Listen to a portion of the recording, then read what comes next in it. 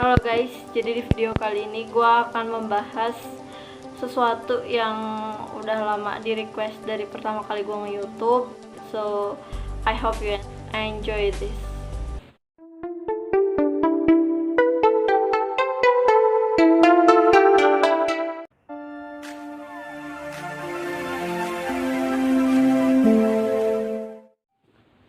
Sesuai dengan judul, kali ini gue akan membahas tentang bipolar.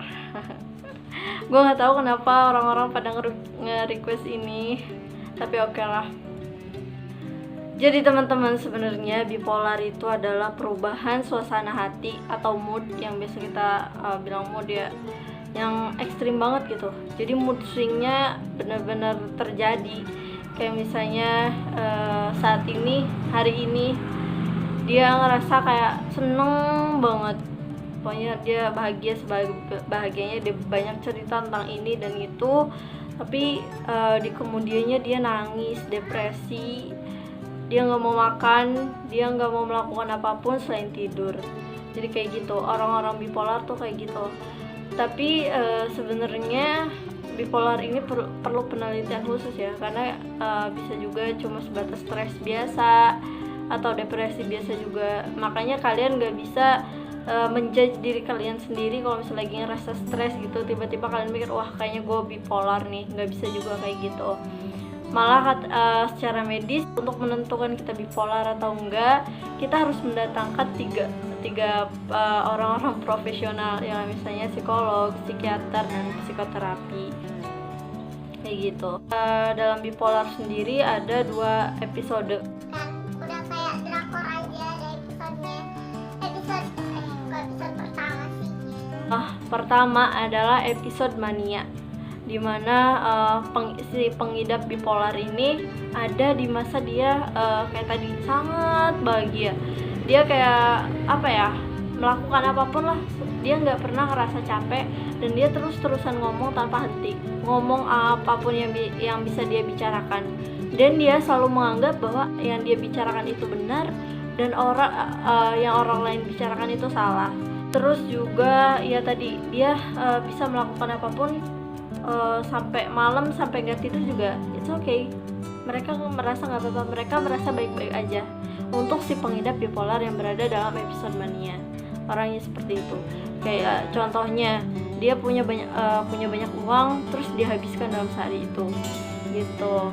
Terus yang kedua ada episode namanya episode depresi, yang dimana si pengidap bipolar mengalami dia pengen tidur aja, dia nggak punya motivasi untuk hidup, nggak ada yang ingin dia lakuin selain tidur dan mati gitu. Itu yang ada dalam episode depresi.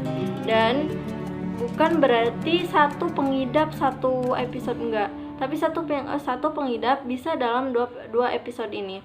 Misalkan hari ini dia mengalami episode mania yang bahagia banget, terus tiba-tiba besoknya dia nangis jerit-jerit, dia nggak bisa melakukan apapun, dia nggak mau makan, dia cuma pengen tiduran aja. Jadi bisa secepat itu. Atau bahkan dalam satu hari itu si episode mania dan dan depresi ini gabung gitu, terjadi dalam satu waktu kayak gitu. Dan secara medis juga bipolar ini tidak bisa disembuhkan atau penyakit seumur hidup. Para peneliti sampai saat ini masih cuma bisa mengurangi tempo waktunya biar si pengidap bipolar ini bisa mengatur pola hidup, pola moodnya gitu. Padahal kan kalau udah mood swing kan mau ada masalah atau tanpa masalah itu bisa terjadi gitu kan. Kenapa kayak gitu? Karena peneliti pun belum menemukan sebab yang sebetulnya dari bipolar ini. Makanya ini bisa dibilang sebagai penyakit seumur hidup. Si pengidap cuma bisa mengontrol, tapi kalau misalnya waktunya kambuh ya ada aja gitu kambuhnya. Terus dari pandangan Islam sendiri, aku pernah baca artikel tentang bipolar dalam Islam gitu. Kayak sebenarnya penyakit jiwa itu datangnya dari jauhnya kita dengan Tuhan. Mungkin orang-orang yang mengidap bipolar sudah sangat biasa dan gak jarang dikata-katain kesurupan atau diledek-ledek kurang iman atau diledek-ledek kayak orang gak punya Tuhan. Mungkin udah biasa banget, karena memang dalam Islam sendiri atau mungkin orang-orang Jawa ya, nyebutnya orang bipolar itu adalah orang yang kesurupan kayak gitu. Terus juga di situ diterangkan bahwa Allah sendiri menjelaskan dalam surat Asy-Syams ayat 7 sampai 10 yang artinya intinya menjelaskan bahwa Allah itu mencintai orang-orang yang mensucikan diri, mensucikan jiwa.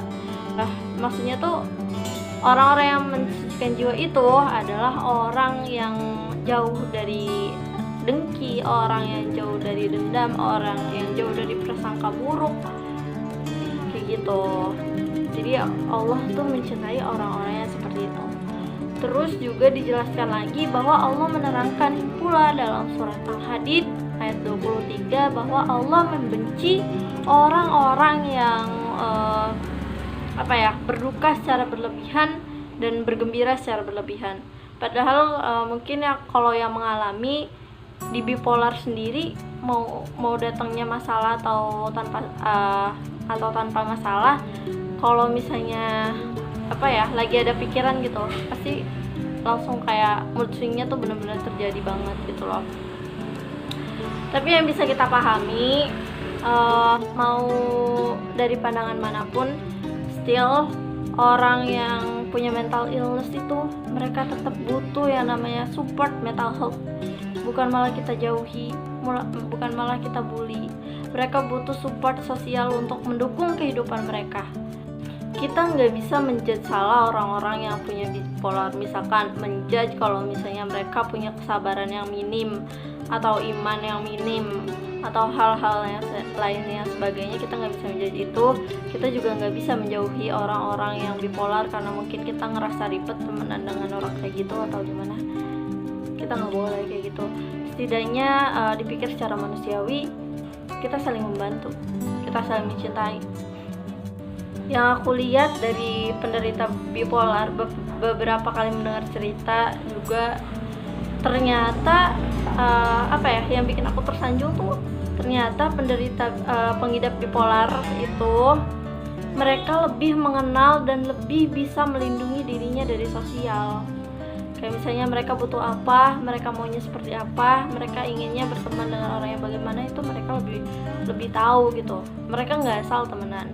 Sampai akhirnya menurut aku berarti orang yang temenan sama orang-orang yang mental illness itu keren banget. Orang yang setia, yang nggak menjauhi orang-orang mental illness tuh benar-benar keren. Aku acungin jempol.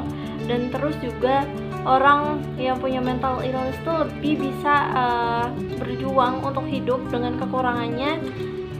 Dia tetap semangat gitu, dia semangat buat bertahan hidup. Terus nih yang lebih wahnya lagi, mereka kan punya kekurangan gitu. Setiap sedih mereka nggak bisa mengontrol itu, tapi mereka bisa minta sama Tuhan buat diberikan ketenangan.